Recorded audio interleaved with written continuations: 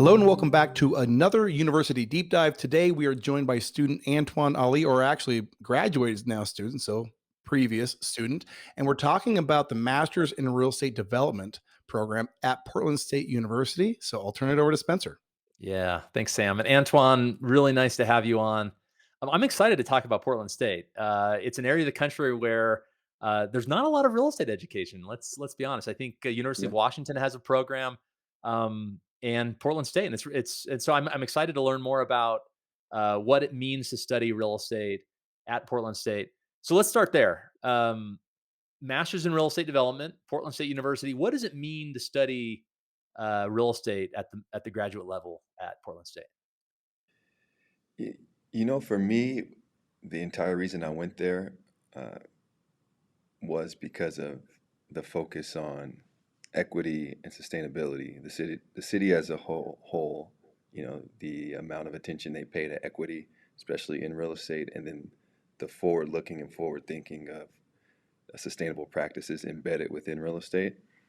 To me, that is the future, or we won't have one, right? Right. So that's Sure. kind of the reason I went there, and I think that's what the MRED is all about. It's about taking that qualitative and quantitative and kind of adding a little bit of, you know, Yeah, humanity behind it, or just adding the nature and the natural behind it. I like that. So you got the quantitative, which most of us in real estate, we're quantitative people. Our minds just work that way. But you add in the qualitative, and then you said humanity, right? Adding a touch where you say, okay, how can I add value in intangible ways? What does that mean though in terms of the curriculum, the program? So go into us for a bit about the structure. How many credit hours? Are you full time? Are you part time? The number of courses you are you taking it on campus, off campus? Talk us through kind of the structure of education at the MRED. So the structure is a little different, right? I came in during COVID. So it was supposed to be in person, and then everything kind of switched to online courses. And I'm kind of finishing up now as they roll into their back to in-person courses. So uh, the way it works is the beauty of it is that I actually got to you kind of write your own ticket, so to speak. So if you want to lean more towards the financial analyst side, you can do that. If you want to lean more towards development, you can do that. If you want to lean more towards construction, you can kind of load your coursework to focus on what you want to focus on. But everyone's kind of obligated to take a few courses in sustainability, and the city as a whole, you know, has kind of equity built into it, right? Where people are kind of not actually talking about it, but like putting their necks on the line for it. So I Sure. think so that's kind of the difference. And the last part you asked Yeah. was So how many credit hours? Is it a 1 year or a 2 year program? it took To- me 2 years, and that's just because I kind of stretched it out on purpose. First, I started full time, and when I went into the program, I kind of just like left my previous job and said, "Hey, I'm going to just focus full time, get it done in about 12 to 15 months." But then, like after 3 months, I basically got hired somewhere else, and they were like, "Hey, come, we want you. Come on." And that was with the kind of the skill set that I picked up in the finance courses, and then just kind of all the courses, really, right? And I was able to bring that, leverage the skill set I've already had with the knowledge that I had a kind of a gap in. They filled that and basically doubled my salary from the place Oh, I that's left fascinating. 3 months So ago. and the program allowed you to transition from a full-time student to a part-time student and finish what would generally be, say, generally a 1 year time period full time to complete, and you Yes. stretch it out to two. Is that a fair statement? Yep. That's a fair statement. Stretched it out to two. And then also, so my credit hours was a bit different. I went over. I think you have to, don't quote me on this, but I think it's like maybe 55, 57 credit hours. I think I was Okay. somewhere at like 62, 63, simply because like I had this business idea, and we can get into that later. It's not about that, but the program offered a blockchain certificate and technology certificate, Mm, right? And then so that was the beauty of that. I was able to take that and apply it to the real estate. So there's a tech side of Portland that not too many people are familiar with this. They call the Silicon Forest, right? You get a lot of people from San Francisco coming down with ideas. There's a couple, prop tech companies already out there that are established. The blockchain scene is big there. So there's this tech kind of space bubbling up, especially when it comes to real estate. So I pulled a lot of classes from the blockchain certificate that coincided with real estate development and kind of created the business out of that and had a bunch of great mentors. Um, everyone just kind of wants to see you succeed, right? Not for their sake, but just we're really genuine people that are willing to connect with you more on a personal level, on a sure. familiar level, and really show you how to build relationships and establish a reputation within the community, and inside and then at large as well. Describe for us the profile of the typical professor. Do they lean more academic? Do they lean more practitioner? Are they local to Portland? Talk us through a little bit about the real estate professors, what their general profile is. Yeah, so you have a good mix of both, right? And I think a lot of them are actual practitioners that just want to come back to teach, right, and share their experience and their knowledge, and actually provide you with industry connections, you know, from their careers prior, and then also lots of informational interviews. Just people coming into class, speaking, showing you how the qualitative is actually applied, right? Because it doesn't do you any good without with all this knowledge to not know how it's applied. So that was a great uh, that was a great thing about it. And then you can actually see them working in the community, and they can show you actual projects that they built and actually redeveloped in the area and outside the area as well. Um, so that was really good, and that's kind of the makeup. I would say more 75% practitioner.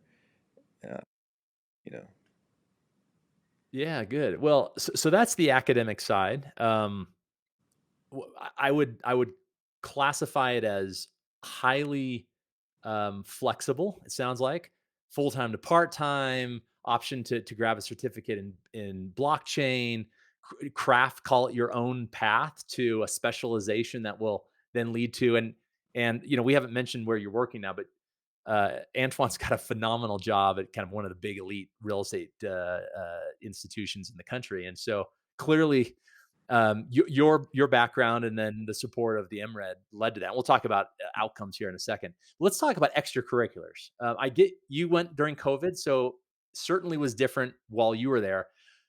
Pretend like you're a student today. You understand the program. What could an incoming student matriculating fall of 2023 expect in terms of extracurriculars, events, fairs, speaker series, and so forth, clubs? Talk through that for us. yeah. So there's an international trip. Uh, I didn't get a chance to go, unfortunately, but I think this next one's going to be in the UK, I think in London, I believe. Um, Usually there's trips to like San Diego. I know there was recently one in Utah and Salt Lake. You just do go over development projects.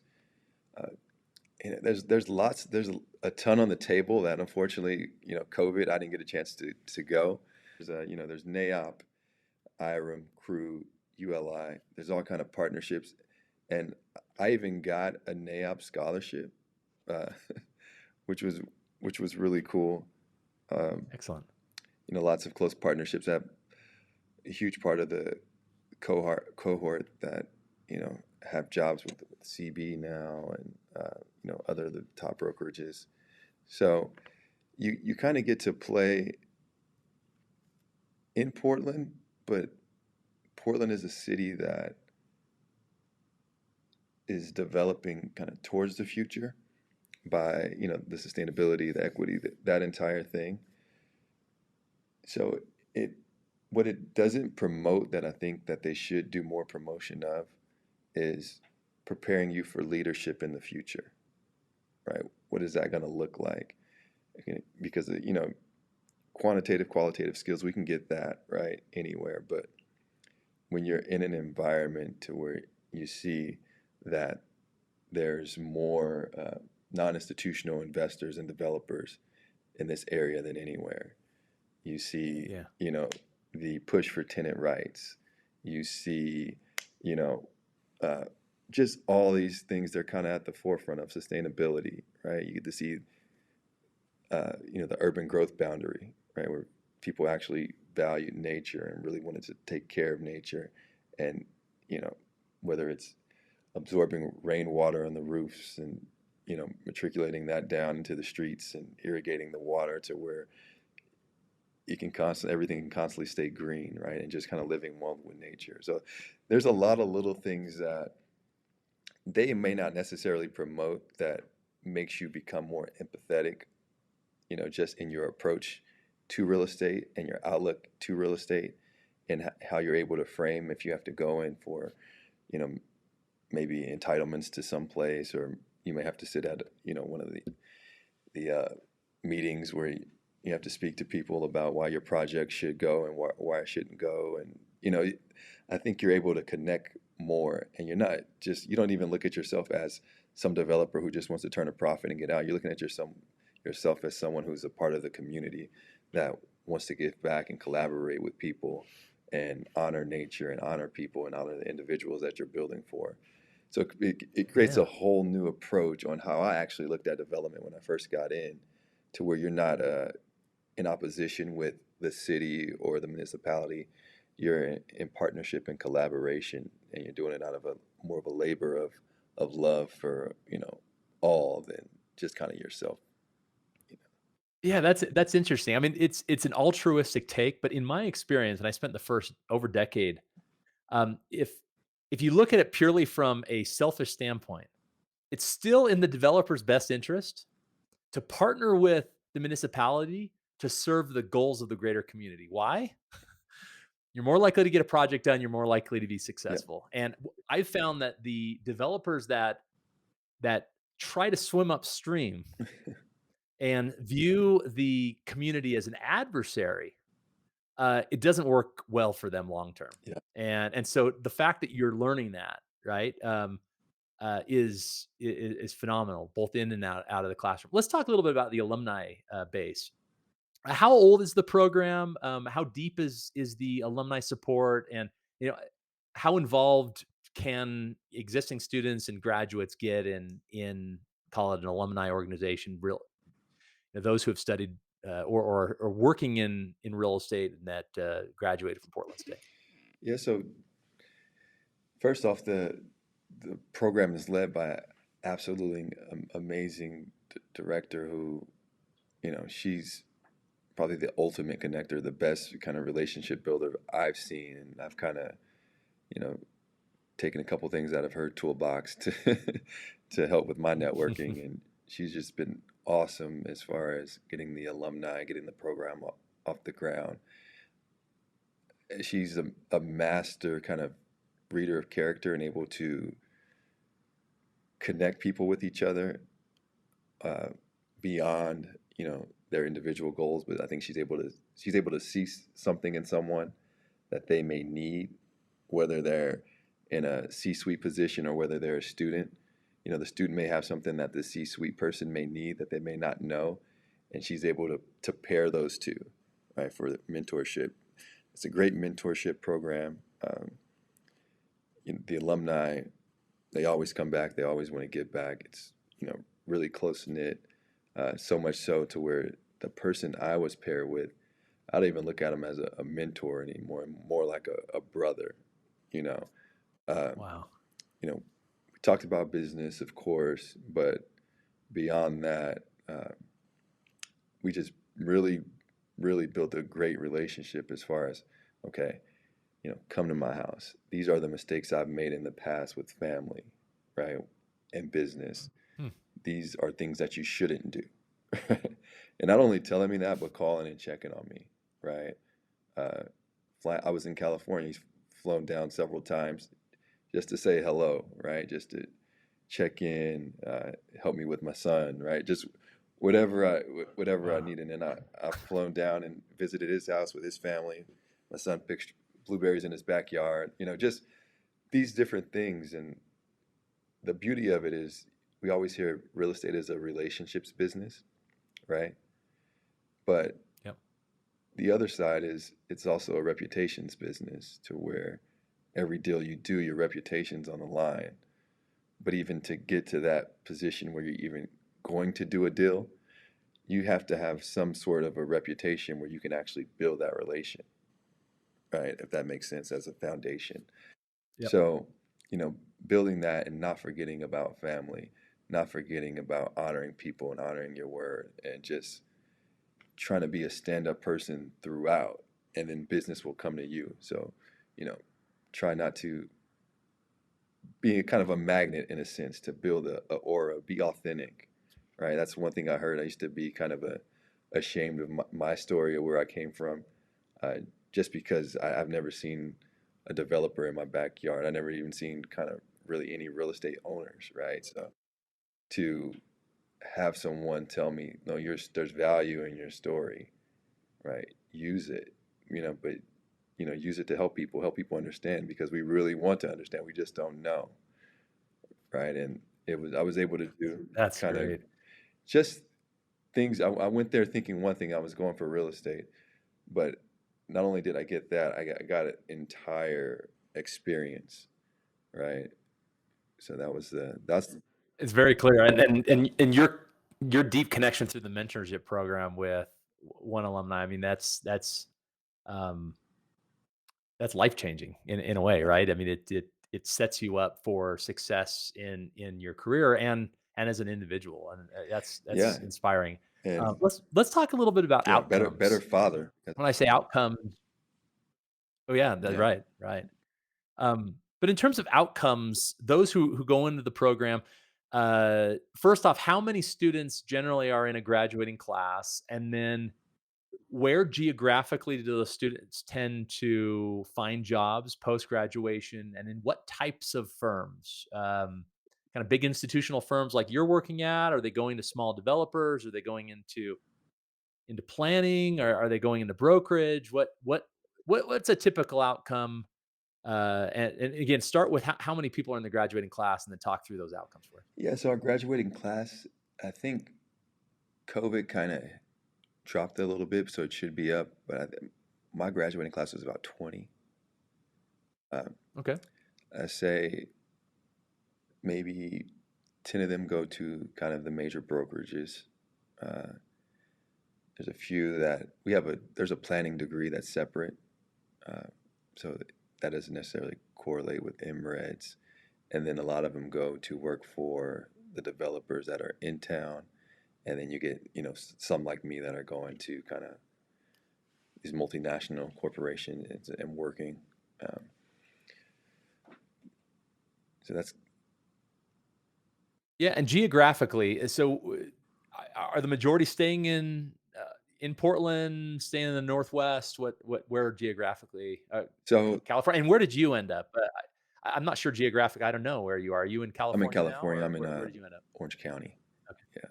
So Yeah. yeah, there's a couple of us. There's one in LA. A couple guys well, actually four in LA, and Hmm. then the rest were either in Portland or somewhere in the, like Northwest Pacific Northwest, Seattle. Uh, yeah, and then had Yeah. one.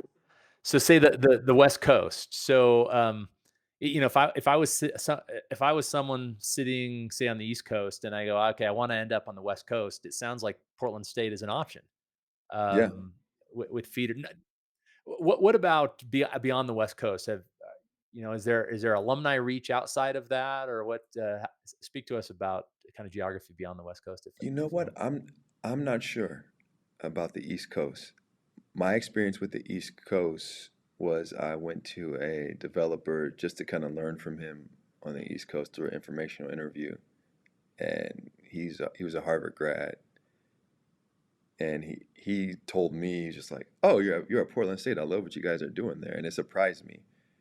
You know? And he Yeah. had his master's from Harvard, and I'm just like, "Wait, what are you talking about? You know about Portland State?" He's like, "Yeah, I love what you guys are doing with sustainability over there.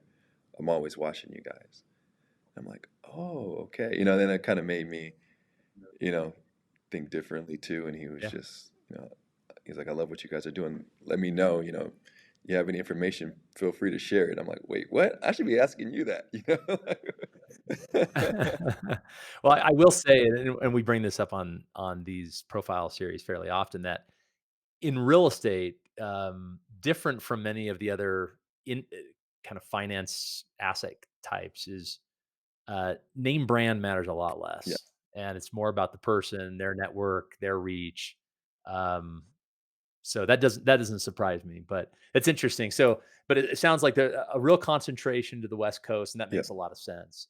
Um, Running out of time, and I want to make sure to get to this question because the answer to it is always really interesting. So, Antoine, as you look back to your time, some full time, some part time, crazy COVID time, land an exciting job while you're going to school. But was there a class discussion?